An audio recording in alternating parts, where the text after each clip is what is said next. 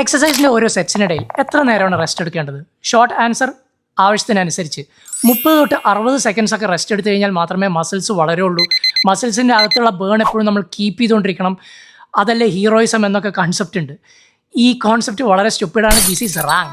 30 seconds മാത്രം rest എടുത്തിട്ട് നിങ്ങൾക്ക് നെക്സ്റ്റ് സെറ്റ് ചെയ്യാൻ പറ്റുന്നുണ്ടെങ്കിൽ അതിനർത്ഥം you are probably not training hard enough. അതിനുള്ള സ്റ്റിമുലസ് ലാസ്റ്റ് സെറ്റിൽ നിങ്ങൾക്ക് കിട്ടിയിട്ടുണ്ടാവില്ല. കാർഡിയോ അല്ലല്ലോ, മസിൽ ബിൽഡിംഗ് അല്ലേ ഉദ്ദേശം. ബേസിക്കലി നെക്സ്റ്റ് സെറ്റ് ചെയ്യുന്നതിന് മുമ്പ് നിങ്ങളുടെ ടാർഗറ്റ് മസിൽസ് ലാസ്റ്റ് സെറ്റിൽ നിന്ന് റിക്കവർ ആയിട്ടുണ്ടാവണം. മാത്രമല്ല കാർഡിയോ വൈസും റിക്കവർ ആയിട്ടുണ്ടാവണം.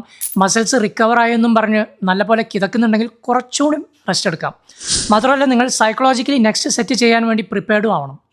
അതായത് നെക്സ്റ്റ് സെറ്റ് നിങ്ങൾ ഉദ്ദേശിക്കുന്ന അത്ര വെയിറ്റ് കൊണ്ട് ഉദ്ദേശിക്കുന്ന അത്ര റെപ്സ് ഉദ്ദേശിക്കുന്ന അത്ര പ്രോക്സിമിറ്റി ടു ഫെയിലിയറിൽ ചെയ്യാൻ സാധിക്കേണ്ടതാണ്. മസിൽ ബിൽഡിങ്ങിന് പോലും കുറച്ച് റെസ്റ്റ് എടുക്കുന്നതിനേക്കാളും കുറച്ചുകൂടി ബെനിഫിഷ്യൽ 2 to 3 മിനിറ്റ്സ് ഒക്കെ റെസ്റ്റ് എടുക്കുന്നതാണെന്ന് സൂചിപ്പിക്കുന്ന സ്റ്റഡീസൊക്കെ ഉണ്ട് കേട്ടോ. ഇനി പവർ ലിഫ്റ്റേഴ്സിനുള്ള മെസ്സേജ്. ചില പവർ ലിഫ്റ്റേഴ്സ് ശരിക്കും മടിയന്മാരാണ്. ഒരു സെറ്റ് സ്ക്വാട്ടിന് ശേഷം ഒരു ഷോർട്ട് നാപ്പിനൊക്കെ പോകുന്ന പവർ ലിഫ്റ്റേഴ്സിൻ്റെയൊക്കെ മീം നിങ്ങൾ ചിലപ്പോൾ കണ്ടിട്ടുണ്ടാവും.